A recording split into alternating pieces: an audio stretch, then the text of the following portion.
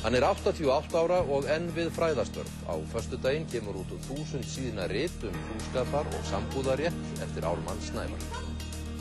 Ármann Snævar, fyrrverandi prófessor, hefur skrifað 1100 blaðsíðna fræðibók hjúskapar og sambúðarrétt. Mörgum þætti það þrekvirki, en hann vílaði það ekki fyrir sér þó hann sé 88 ára.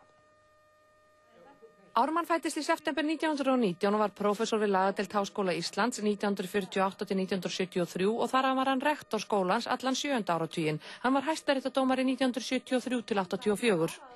Hvernig ósköpunum datt þér í hug komin á þennan aldur að fara að skrifa þessa hnausþykku fræðibók? Já, má ég gera þá athugasemd strax? Þegar ég er spurður að aldri mínum, þá er ég vanur að segja, ég er maður á besta aldri. En að þér varðar spurninguna efnislega, þá var mér eiginlega ljóst að ef ég held ekki áfram hugar iðju einhvers konar, þá myndi ég strax koðna niður eftir aðratvinnu minni lauk.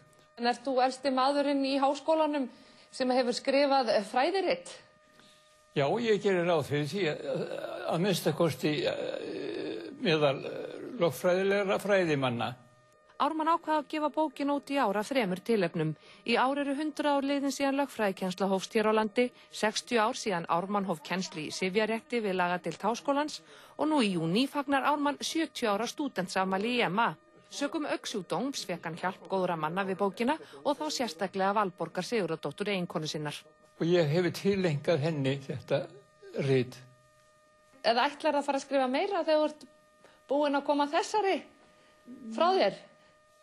Já, fæst orð hafa minnsta ábyrgð.